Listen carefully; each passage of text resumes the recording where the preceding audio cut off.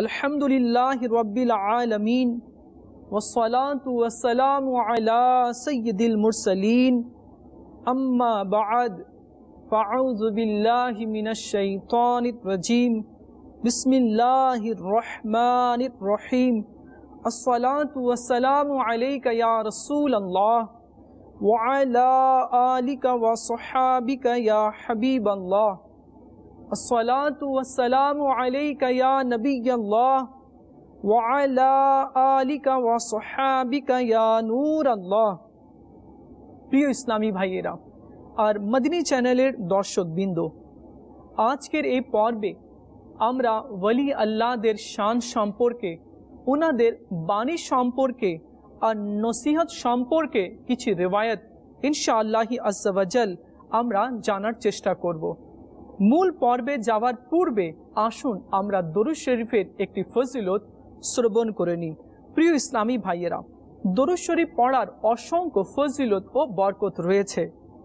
বর্ণিত হয়েছে কি হযরত ইব্রাহিম ইবনে আলী ইবনে আতিয়াহ রহমতুল্লাহি তাআলা আলাইহি বলেন, আমি স্বপ্নে সরকারে মদিনা সাল্লাল্লাহু তাআলা আলাইহি ওয়ালিহি ওয়াসাল্লাম এর জিয়ারত লাভ করেছি।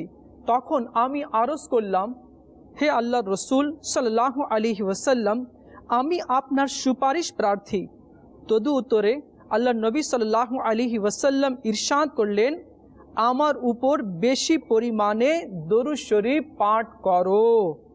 সাদাতুদ দারাইন এর মধ্যে দরুদ শরীফের এই ফজিলতটি বর্ণিত হয়েছে। তো প্রিয় ইসলামী ভাইয়েরা আর মদনী চ্যানেলের দর্শকবৃন্দ, আসুন আমরা নিয়ত করে নিই कि এখন থেকে আমরাও আল্লাহ নবী মাহবুবে আরবি সাল্লাল্লাহু আলাইহি ওয়াসাল্লামের নুরানি দরবারে অধিক হারে দরুদ শরীফ পাঠ করব ইনশাআল্লাহ আজ্জা ওয়া জাল। প্রিয় ইসলামী ভাইয়েরা আর মদনী চ্যানেলের দর্শকবৃন্দ, দুনিয়াতে অসংখ্য আল্লাহর ওলি এসেছেন, তারা দ্বীনের দাওয়াত দিয়েছেন, অসৎ লোকদেরকে সৎ কাজের নির্দেশ দিয়েছেন, আর যারা পথ ভোলা ছিল তাদেরকে সেই ওলি আল্লাহরা আল্লাহর দিকে পথ দেখিয়ে দিয়েছেন। আজকে আমরা ওলি আল্লাহদের কিছু মূল্যবান কথাগুলো শোনার চেষ্টা করব, আর তাদের ধৈর্য, তাদের সবর, তাদের তাকওয়া, পরহেজগারি, ইবাদতের কথাও আমরা শুনব। আর আমরা এও জানব কি ওলি আল্লাহরা নিজের নফসকে কিভাবে দমন করতেন। আসুন আমরা শ্রবণ করি। একদা এক নাপিত হযরতে সৈয়দনা ইব্রাহিম বিন আদহাম রহমতুল্লাহি তাআলা আলাইহির খোর কাজ করছিল। এমন সময় এক মুরিদ তাকে বললেন, হুজুর, আপনার কাছে কিছু থাকলে তা একে মজুরি স্বরূপ দিয়ে দিন। হযরতে সৈয়দনা ইব্রাহিম বিন আদহাম রহমতুল্লাহি তাআলা আলাইহির কাছে একটি মুদ্রা ভর্তি থলে ছিল, তা নাপিতকে দিয়ে দিলেন। এমন সময় একটি ভিক্ষুক এসে ভিক্ষা প্রার্থনা করায় নাপিতটি ওই মুদ্রাপূর্ণ থলেটি তাকে দান করে দিলেন। হযরতে ইব্রাহিম বিন আদহাম রহমতুল্লাহি তাআলা আলাইহি বলে উঠলেন, আহা, তুমি করলে কি? থলেটিতে যে সব স্বর্ণ মোহর রয়েছে। নাপিত বলল, তাতে কি হয়েছে? থলেতে যে স্বর্ণ মুদ্রা রয়েছে তা আমি জানতাম, আর যাকে আমি দান করলাম সেও অবগত রয়েছে। দেখা যায় তোমার অন্তর চক্ষু এখনো খুলেনি। শোনো, যে লোক শুধু ধন দৌলতে ধনী হয় সে প্রকৃত ধনী নয়। যে অন্তরের ধনে ধনী, প্রকৃত ধনবান তাকেই বলা হয়। সুবহানাল্লাহ, সুবহানাল্লাহ। প্রিয় ইসলামী ভাইয়েরা আর মদনী চ্যানেলের দর্শকবৃন্দ, যে লোক শুধু ধন দৌলতে ধনী সে প্রকৃত ধনী নয়, বরং যে অন্তরের ধনের ধনী, প্রকৃত ধনবান তাকেই বলা হয়। নাপিতের কথা শুনে ইব্রাহিম রহমতুল্লাহি তাআলা আলাইহি খুবই লজ্জিত হলেন এবং নিজের অন্তর ও নফসকে ধিক্কার প্রদান করলেন। তিনি বুঝতে পারলেন যে এই নাপিত ও ভিক্ষুক বেশি লোক দুটো আজ সাধারণ বেশে তাকে শিক্ষা প্রদান করতে এসেছিল। ইব্রাহিম বিন আদহাম রহমতুল্লাহি তাআলা আলাইহি বালাক শহরের বাদশাহ ছিলেন। তিনি বাদশাহী ছেড়ে দিয়ে ফকিরি গ্রহণ করেছেন। কেউ জিজ্ঞেস করলো, আপনি বাদশাহী ছেড়ে দিয়ে ফকিরি গ্রহণ করার পর আপনি কোনো ব্যাপারে কি আনন্দিত খুশি হয়েছেন? তিনি জবাব দিলেন, বহু সময় বহু ব্যাপারে আনন্দ লাভ করেছি। একবার আমি নৌকায় চড়ে কোথাও যাচ্ছিলাম, আমার জীর্ণ ময়লা পোশাক ও মাথার যত্নবিহীন উসখুসে বিশ্রী চুলগুলো দেখে নৌকার আরোহীরা মনে হয় আমাকে অসভ্য পাগল বলেই মনে করেছিল। এক কৌতুক প্রিয় রসিক ব্যক্তি আমার চুল ধরে সজোরে টানছিল আর বারবার আমাকে গলা ধাক্কা প্রদান করছিল। আমি তখন আমার নফসের অপমানজনিত কারণে আত্মহারা হয়েছিলাম। হঠাৎ নদীতে প্রবল ঢেউ উঠল। নৌকা বোঝাই ছিল বলে তা সামাল দেওয়া মুশকিল হয়ে পড়েছিল। মাঝি বলল, নৌকার বোঝা কিছুটা হালকা করা গেলে হয়তো নৌকা রক্ষা পেতে পারে।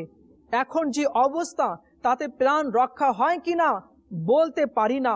মাঝি এ কথা বলা মাত্র এক আরোহী আমার কান ধরে বলল, বেটা নদীতে ঝাঁপ দে, নইলে কিন্তু ঠেলে ফেলে দেব। এই বলে সে আমার কান ধরে এমন ভাবে টানতে লাগলো যে তা উপড়ে যাওয়ার উপক্রম হলো। এমন সময় আমি আমার নফসের অপমান ও দীনতা দেখে যার পর নেই আনন্দ লাভ করলাম। সহসা নদীর তুফান থেমে গেল। তখন আর আমাকে নদীতে ঝাঁপিয়ে পড়তে হলো না।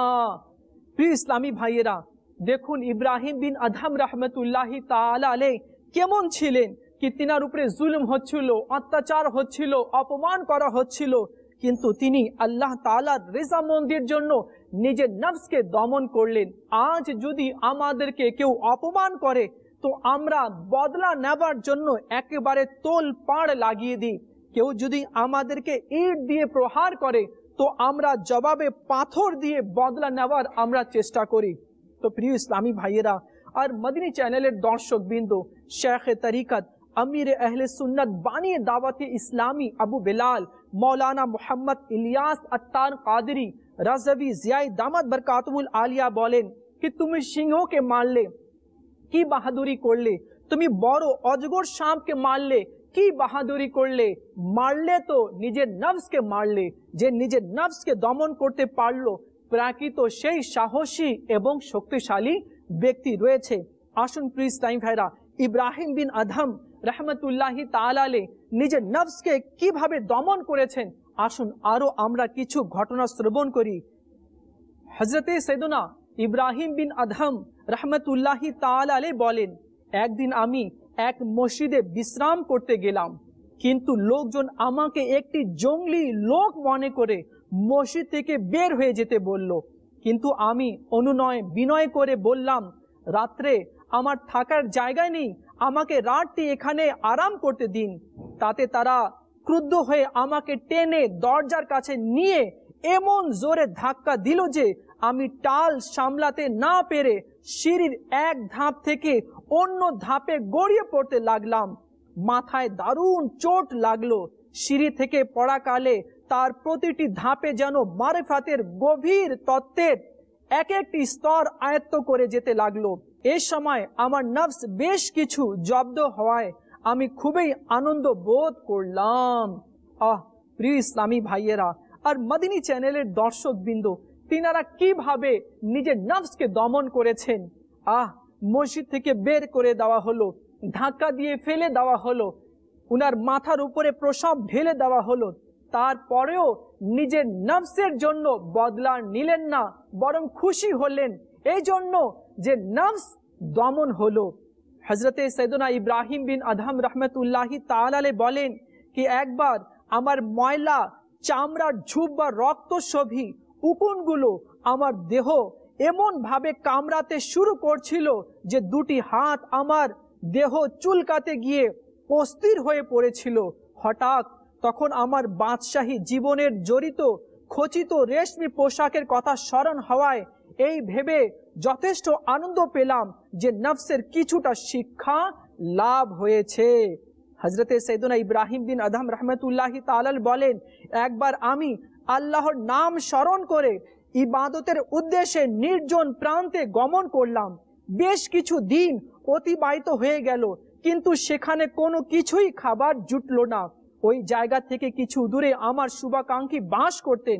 ইচ্ছা হলো তার কাছে গিয়ে দেখি কোনো রূপ ব্যবস্থা হয় কিনা। তাহলে তো তাওয়াক্কুল বিনষ্ট হয়ে গেল। কাজেই সেসব বন্ধুর কাছে যাওয়ার বাসনা ত্যাগ করে আমি এক মসজিদে গিয়ে মনে মনে পাঠ করতে লাগলাম। আমি তার উপরেই ভরসা করলাম যিনি চিরঞ্জীব ও অমর। হঠাৎ অদৃশ্য থেকে আওয়াজ আসলো, দুনিয়া থেকে প্রাকৃত নির্ভরকারী বিলীন হয়ে গেছে, তুমি এক কৃত্রিম নির্ভরশীল। প্রাকৃত বন্ধুর কাছে কি খাবার অভিলাষ জানাতে হয়? তিনি আরো বলেন, আমি একদা এক নির্ভরকারী দরবেশের কাছে জিজ্ঞেস করলাম, আপনি কিভাবে কোথা থেকে জীবিকা লাভ করেন? তিনি জবাব দিলেন, এসব ব্যাপারে তো আমার জানার বিষয় নয়। যিনি আমার জীবিকার ব্যবস্থা করেন তার কাছেই এ কথা জিজ্ঞেস করতে পারো। ইব্রাহিম বিন আদম রহমতুল্লাহি তাআলা বলেন, একবার আমি একটি গোলাম ক্রয় করলাম। তাকে জিজ্ঞেস করলাম, তোমার নাম কি? সে বলল, আপনি যে নাম ধরে ডাকবেন। তাকে জিজ্ঞেস করলাম, তুমি কি খাবে? সে জবাব দিল, যা আপনি খেতে দিবেন।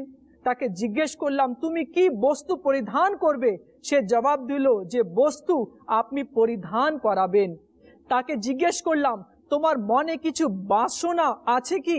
সে জবাব দিল, গোলামের আবার বাসনা কিসের? আমি আমার কৃতদাসের মুখে এই সমস্ত কথা শুনে নিজের প্রতি বড় ধিক্কার জাগলো যে দীর্ঘদিনেও তো আমি কিছুই শিখিনি। প্রাকৃত দাসত্ব কি বস্তুত এখন পর্যন্ত তাও তো আমার শিক্ষা হলো না। এ কথা ভেবে রোদন করতে করতে আমি বেহুশ হয়ে পড়লাম। একদা কতিপয় লোক তাকে জিজ্ঞেস করলো, হুজুর আপনি সময় কাটান কিভাবে? তিনি জবাব দিলেন, আমার 4টি বাহন রয়েছে। আল্লাহ যখন কোনো নিয়ামত দান করেন তখন আমি শুকরিয়ার বাহনে চড়ে আল্লাহর দরবারে উপস্থিত হই। 2, যখন আমি কোনো ইবাদত করতে গমন করি তখন খাঁটি প্রেমের বাহনে আরোহণ করে আল্লাহর দরবারে যাই। নাম্বার 3, যখন আমার প্রতি কোনো বিপদ উপস্থিত হয় তখন আমি ধৈর্যের বাহনে চড়ে অগ্রসর হতে থাকি। নাম্বার 4, যখন আমি কোনো পাপ কাজ করে ফেলি তখন তওবার বাহনে আরোহণ করে তার কাছে গিয়ে ক্ষমা প্রার্থনা করি। সুবহানাল্লাহ। প্রিয় ইসলামী ভাইয়েরা আর মদিনী চ্যানেলের দর্শক বিন্দু, এ থেকে জানা গেল যে যদি কোনো নিয়ামত আমরা পাই তাহলে আমাদেরকে শুকরিয়া আদায় করতে হবে। যদি কোনো কষ্ট এসে পড়ে তাহলে আল্লাহর দরবারে প্রার্থনা করতে হবে আর ধৈর্য ধারণ করতে হবে। আর যখন আমরা ইবাদত করতে যাব তো আল্লাহর প্রেম নিয়ে আমরা ইবাদত করব। আর যদি কোনো গুনাহ হয়ে যায় তাহলে লজ্জিত হয়ে কান্না করে আল্লাহর দরবারে তওবা করতে হবে। কিন্তু দুর্ভাগ্যক্রমে আজ এমন অবস্থা হয়ে গেছে যে আমরা গুনাহ করি, গুনাহ করার পরেও বিবেক আমাদেরকে বাধা দেয় না। বিবেক আমাদেরকে এইভাবে পরামর্শ দেয় না কি তুমি এ কি করে ফেললে। গুনাহ করতে করতে আমরা গুনাহের অভ্যাসী হয়ে গিয়েছি। এখন গুনাহ আর গুনাহ মানে হয় না। প্রিয় ইসলামী ভাইয়েরা, মনে রাখতে হবে যার গুনাহ বেশি তার আযাবও বেশি, যার কাছে নেকি বেশি তার জন্য জান্নাতের নিয়ামতও বেশি। এই জন্য বর্ণিত হয়েছে যদি গুনাহ সংগঠিত হয়ে যায় তাহলে আল্লাহর দরবারে তওবা করো। যে তওবা করে আল্লাহ তাআলা তার তওবাকে কবুল করে আর তার গুনাহকে ক্ষমা করে দেয়। আর তওবাকারী আল্লাহর দরবারে মকবুল রয়েছে। তো আসুন প্রিয় ইসলামী ভাইরা আর মদিনী চ্যানেলের দর্শক বিন্দু, আমরা নিয়ত করে নিই কি এখন থেকে আমরা ভালো কাজ করব। দেখুন, দুনিয়া ছেড়ে চলে যেতে হবে। দুনিয়া আজ আমাদের সম্মুখে সজ্জিত অবস্থায় রয়েছে। চারদিকে সুন্দর সুন্দর বাতি জ্বলছে, সুন্দর মনোরম দৃশ্য রয়েছে, কিন্তু এই মনোরম দৃশ্য একদিন শেষ হয়ে যাবে। এই কুমকুমের বাতি লাইট একদিন নিভে যাবে। আজ যে মহলগুলো সজ্জিত রয়েছে সেই মহল কালকে অন্ধকারের মধ্যে পরিবর্তন হয়ে যাবে। আজ যার কাছে ধন সম্পদ রয়েছে কাল সে নিঃস্ব হয়ে যাবে। আজ যার কাছে ঘর বাড়ি ব্যাংক ব্যালেন্স জমি জায়গা রয়েছে কাল সে নিঃস্ব রয়েছে। কেননা একদিন মরতে হবে, অন্ধকার কবরে চলে যেতে হবে। যা কিছু করেছি তার হিসাব আমাকে কিয়ামতের দিনে দিতে হবে। এই দুনিয়া সবাইকে একদিন ছেড়ে যেতে হবে। যে জালিম রয়েছে, যে জুলুম করেছে, যে অত্যাচার করেছে, অন্যায় করেছে, অবিচার করেছে, তাকেও দুনিয়া ছেড়ে চলে যেতে হবে। যে দুঃখ করেছে, যে কষ্ট সহ্য করেছে, যার উপরে জুলুম হয়েছে, তাকেও একদিন দুনিয়া ছেড়ে চলে যেতে হবে। যে ডাক্তার রয়েছে তাকেও দুনিয়া ছেড়ে চলে যেতে হবে। যে রোগী রয়েছে তাকেও দুনিয়া ছেড়ে চলে যেতে হবে। যে অভাবী রয়েছে সেও দুনিয়া ছেড়ে চলে যাবে, আর যে ধনবান রয়েছে সেও দুনিয়া ছেড়ে চলে যাবে। মোট কথা প্রিয় ইসলামী ভাইয়েরা, এই দুনিয়াটা একটি মুসাফির খানা রয়েছে। আজ আমি আছি, কালকে নেই। কালকে আপনি আছেন, পরশু আপনি নেই। একদিন চলে যেতে হবে। আর প্রত্যেকটি জিনিসের হিসাব আমাদেরকে অন্ধকার কবরে দিতে হবে। এই জন্য গুনাহ থেকে বাঁচা উচিত, নেক আমল করা উচিত, আল্লাহ তাআলার হুকুম অনুযায়ী নিজের জীবন অতিবাহিত করা উচিত। আল্লাহ তাআলা আমাদেরকে বুঝার তৌফিক দান করুক। আল্লাহ তাআলা আমাদেরকে নেক আমল করার তৌফিক দান করুক। আর ওলি আল্লাহরা যেভাবে নিজের জীবন অতিবাহিত করেছে সেভাবে নিজের জীবন অতিবাহিত করার আল্লাহ তাআলা আমাদেরকে তৌফিক দান করুক। এক ব্যক্তি হযরতে সৈয়দনা ইব্রাহিম বিন আদহাম রাহমাতুল্লাহি তাআলা আলাইহির কাছে এসে উপদেশ চাইল।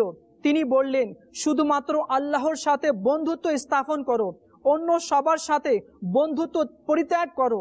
আর এক ব্যক্তিকে তিনি নসিহত করলেন, তুমি যা বেঁধে রেখেছো তা খুলে ফেলো, আর যা খোলা রয়েছে তা বন্ধ রাখো। লোকটি বলল, হুজুর একটু খুলে বলুন, আপনার কথার অর্থ বোধগম্য হয়নি। তখন তিনি বললেন, বন্ধু, মুদ্রার থলে খুলে দাও, দান করো, আর বেহুদা কথা বলা বন্ধ করে দাও।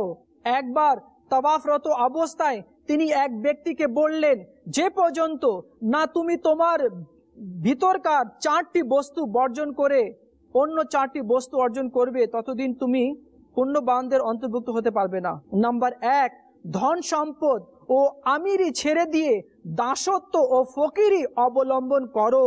নাম্বার 2, মান সম্মানের আশা পরিত্যাগ করে অপমান ও হীনতাকে গ্রহণ করে নাও। নাম্বার 3, নিদ্রা ও অলস্যকে বর্জন করে কর্মস্পৃহা জাগ্রত রাখো ও কর্মস্পৃহার অভ্যাস আয়ত্ত করো। নাম্বার 4, আর তোমার মধ্যকার অহংকারকে দূর করে বিনয় ভাবকে অবলম্বন করো। প্রিয় ইসলামী ভাইরা, যে নিজেকে অলসতা থেকে বের করে নিতে পারলো সে কামিয়াব হয়ে গেল। আল্লাহ তাআলা আমাদেরকে নেক আমল করার তৌফিক দান করুক। আল্লাহ তাআলা আমাদেরকে নিজের নফসকে দমন করার তৌফিক দান করুক।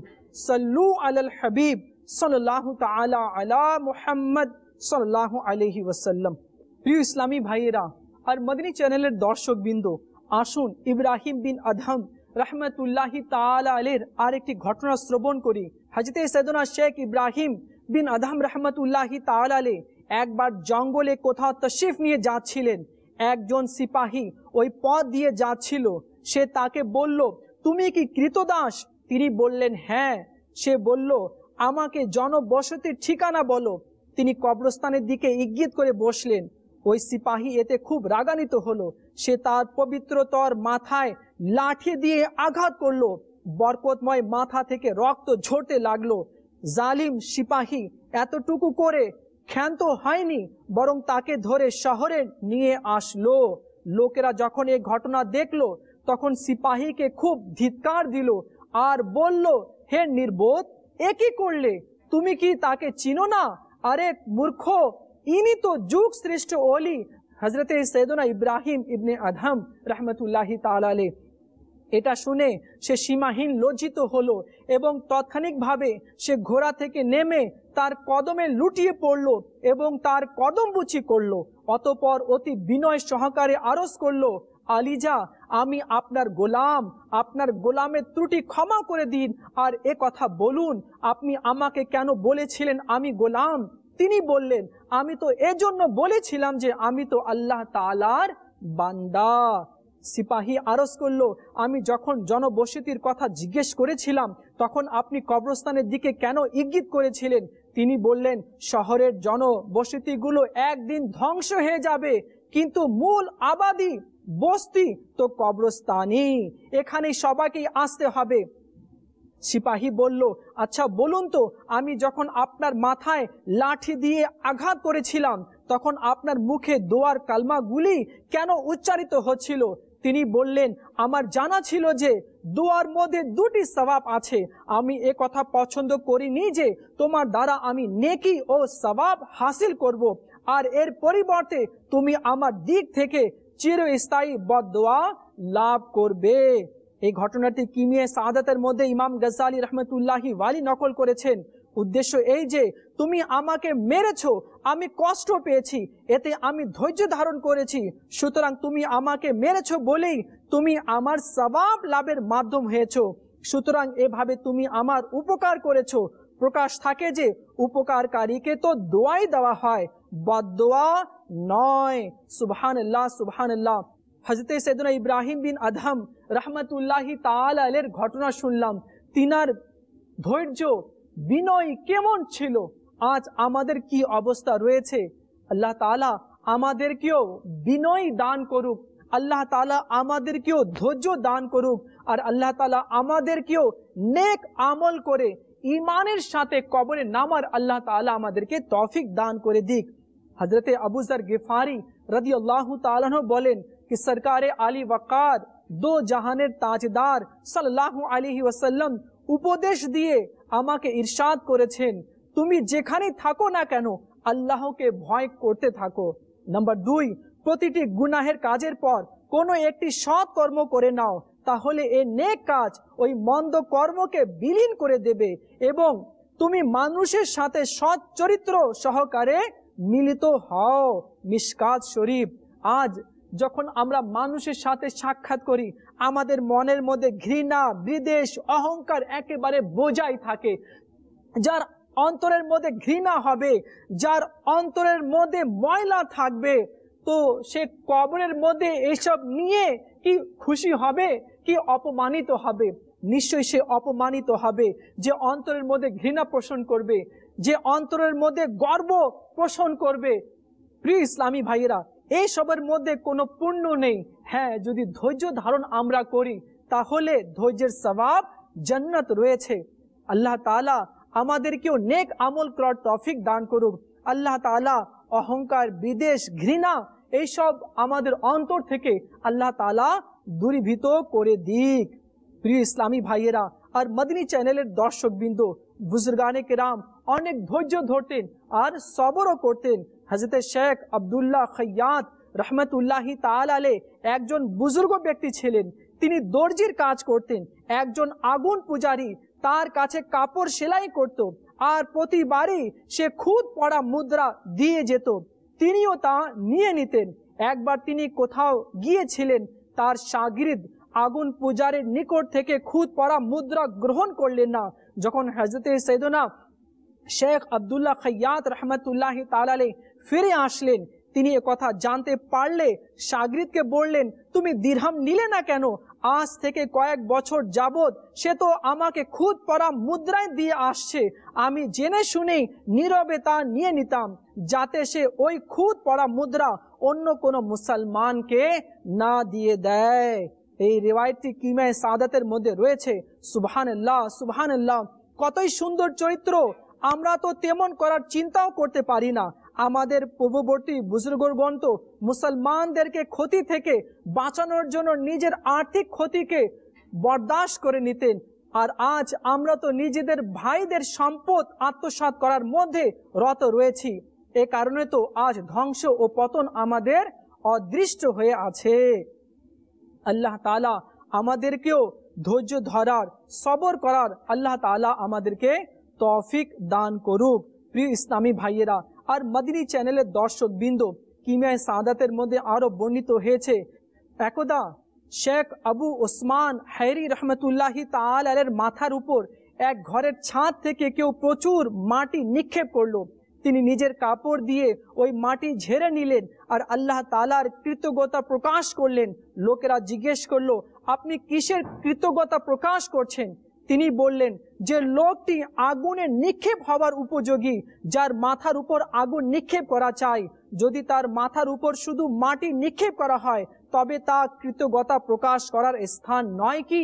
প্রিয় ইসলামী ভাইয়েরা আর মদনী চ্যানেলের দর্শক বিন্দু, কারো উপরে যদি মাটি নিক্ষেপ করা হয় তারপরেও তিনারা শুকরিয়া আদায় করছেন। কাউকে যখন ঢেল মারা হয়, গাল দেওয়া হয়, তারপরেও আল্লাহ তাআলা শুকরিয়া আদায় করছেন। কাউকে প্রহার করা হচ্ছে, তারপরেও সে আল্লাহ তাআলা শুকরিয়া আদায় করছে। আল্লাহ তাআলা আমাদেরকেও বিনয় দান করুক, আল্লাহ তাআলা আমাদেরকেও নেক আমল করার তৌফিক দান করুক।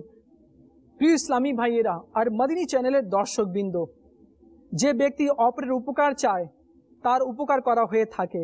সাধারণত লোকেরা এ কথা বলে বেড়ায়, এমন পরোপকারের যুগেই রইল কোথায়? আমরা তো ভালো লোকদের সাথে ভালো আর মন্দ লোকদের সাথে মন্দ। আল্লাহর পানা, এমন কখনই বলা উচিত নয়। কেননা যদি পার্থিবভাবে কোনো কষ্ট পেয়ে যায়, যদি আমরা ইটের জবাব পাথর দিয়ে দেওয়ার স্থলে ধৈর্য ধারণ করি, তবে এই কিছু দিনের জীবনের পরবর্তী স্থায়ী জীবনের এক খুবই বড় উপকার পেয়ে যেতে পারি।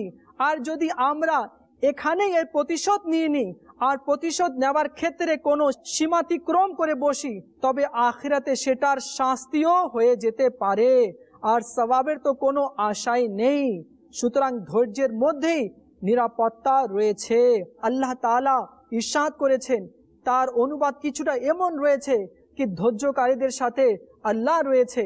তো প্রিয় ইসলামী ভাইয়েরা, আমাদেরকেও ধৈর্য ধারণ করার তৌফিক দান করুক। আল্লাহ তাআলা আমাদেরকেও নেক আমল করার তৌফিক দান করুক। আর নফসের প্রবৃত্তি, নফসের ধোঁকা থেকে আল্লাহ আমাদেরকে বাঁচার তৌফিক দান করুক। আমিন বিজাহিন নবীল আমিন সাল্লাল্লাহু আলাইহি ওয়াসাল্লাম। সাল্লু আলাল হাবিব সাল্লাল্লাহু তাআলা আলা মুহাম্মদ সাল্লাল্লাহু আলাইহি ওয়াসাল্লাম।